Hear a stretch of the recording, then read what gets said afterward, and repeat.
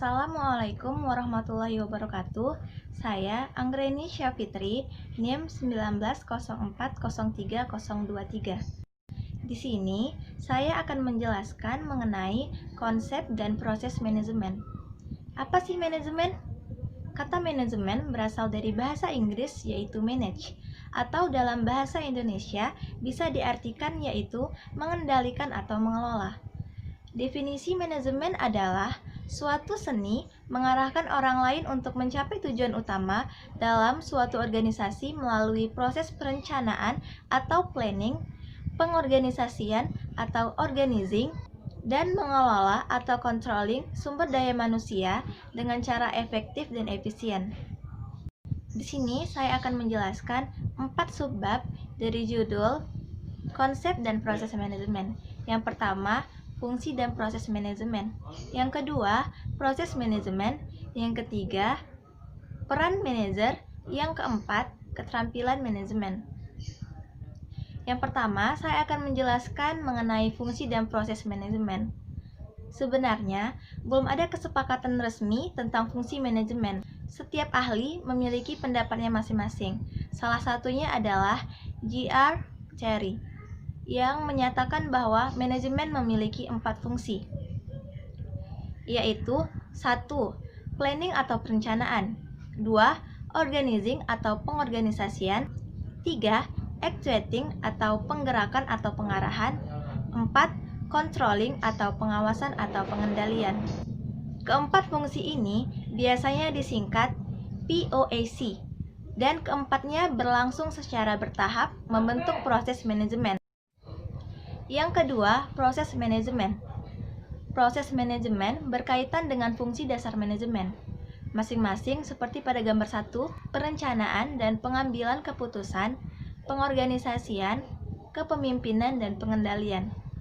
Semua manajer yang bekerja pada berbagai macam organisasi bertanggung jawab atas keempat fungsi tersebut. Berikut penjelasan dari proses manajemen yaitu: yang pertama, planning atau perencanaan. Perencanaan adalah proses untuk menentukan tujuan yang akan dicapai serta langkah-langkah yang harus diambil untuk mencapainya. Melalui perencanaan, seorang manajer mengidentifikasi hasil kerja yang diinginkan serta mengidentifikasi cara-cara untuk mencapainya.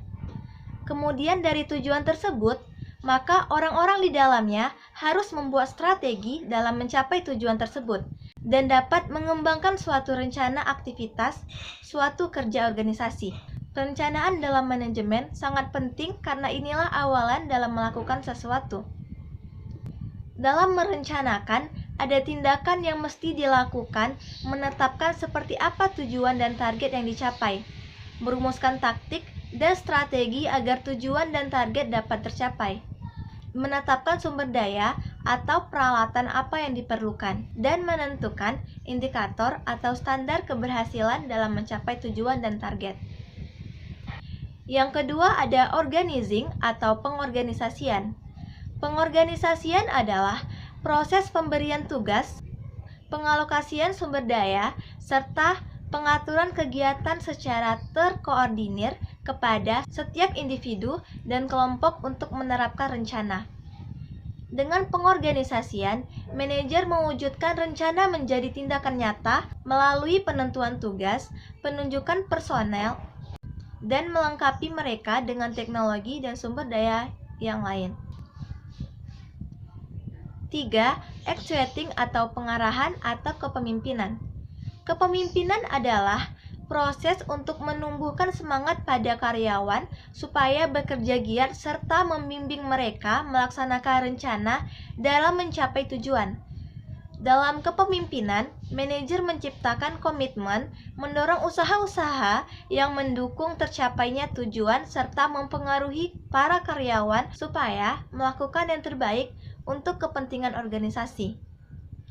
Proses implementasi program supaya bisa dijalankan kepada setiap pihak yang berada dalam organisasi serta dapat termotivasi agar semua pihak dapat menjalankan tanggung jawabnya dengan sangat penuh kesadaran dan produktivitas yang sangat tinggi. Adapun fungsi, pengarahan, dan implementasi yaitu mengimplementasikan proses kepemimpinan, pembimbingan, dan pemberian sebuah motivasi untuk tenaga kerja supaya mau tetap bekerja dengan efisien dan efektif untuk mencapai tujuan. Memberikan tugas dan penjelasan yang teratur mengenai pekerjaan dan menjelaskan kebijakan yang telah ditetapkan. Dan yang keempat ada controlling atau pengawasan atau pengendalian.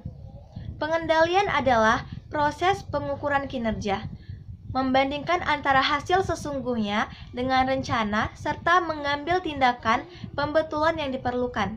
Melalui pengendalian, manajer melakukan kontak secara aktif dengan apa yang dilakukan oleh karyawan, mendapatkan serta menginterpretasikan laporan tentang kinerja serta menggunakan informasi tersebut untuk merencanakan tindakan yang bersifat membangun serta perubahan.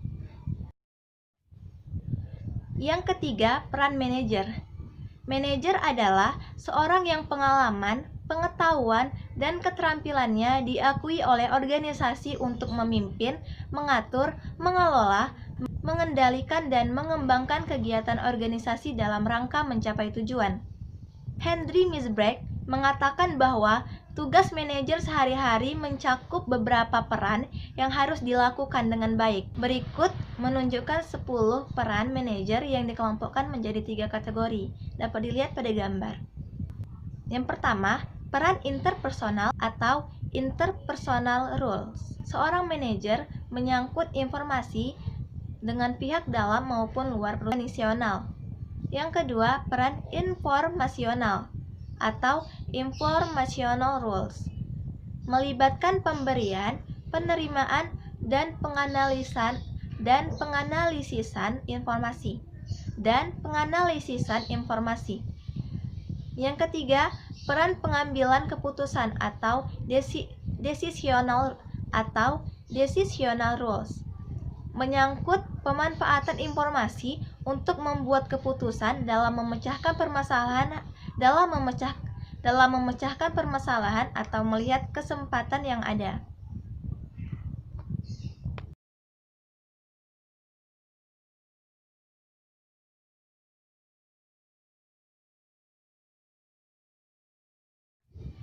Yang keempat, keterampilan manajemen. Keterampilan atau skill adalah suatu kemampuan untuk menerjemahkan pengetahuan ke dalam praktek sehingga tercapai hasil kerja yang diinginkan. Manajer tentu saja membutuhkan banyak sekali keterampilan. Keterampilan yang paling penting adalah keterampilan yang memungkinkan manajer bisa membantu orang lain sehingga menjadi lebih produktif di tempat kerja. Robert L. Kadge menggolongkan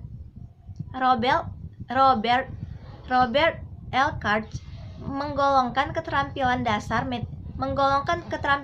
manajer tersebut menjadi tiga kategori, yaitu teknis atau technical, kemanusiaan atau human, dan konseptual atau conceptual. Yang pertama ada keterampilan teknis atau technical skill. Keterampilan teknik adalah kemampuan untuk menggunakan keahlian khusus dalam melakukan tugas tertentu. Contohnya adalah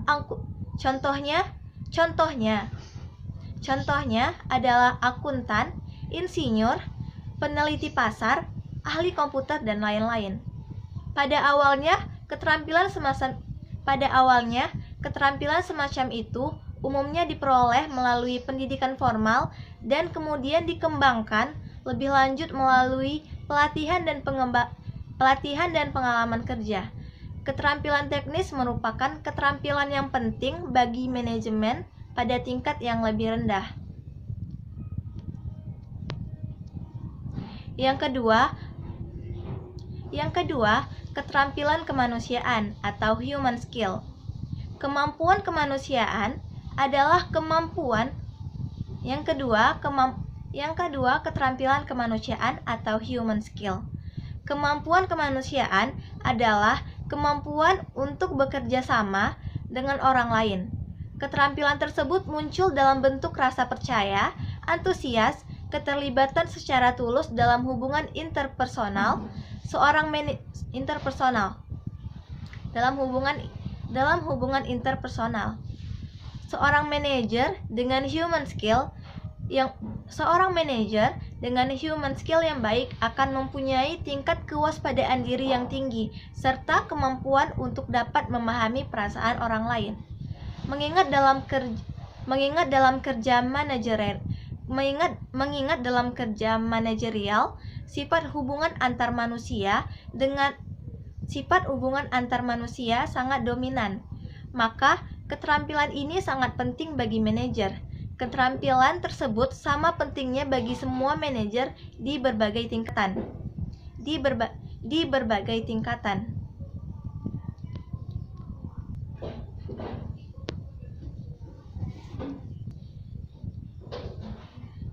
Yang ketiga, keterampilan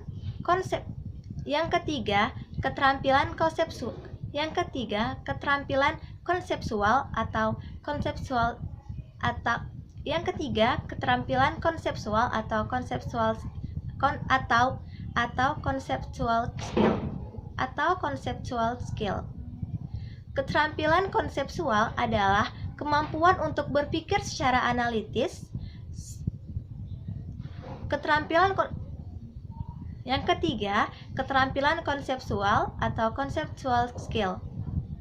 Keterampilan konseptual atau conceptual skill. Keterampilan konseptual adalah kemampuan untuk berpikir secara analitis.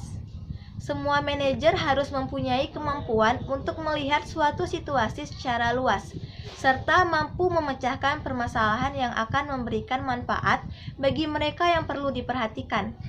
Keterampilan tersebut mencakup kemampuan untuk merinci permasalahan menjadi beberapa bagian yang lebih spesifik, sehingga dapat dilihat kaitan antar masing-masing bagian tersebut, serta mengetahui dampak dari setiap permasalahan itu bagi orang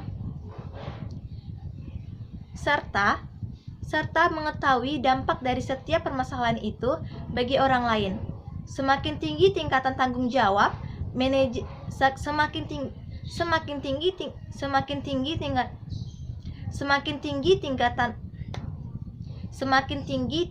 tanggung jawab manajer dalam organisasi, maka semakin banyak permasalahan rumit yang mempunyai implikasi jangka panjang yang akan mereka hadapi.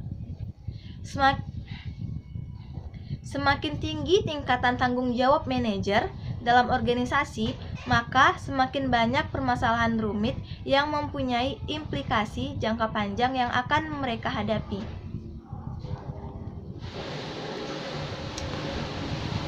Apa sih kau?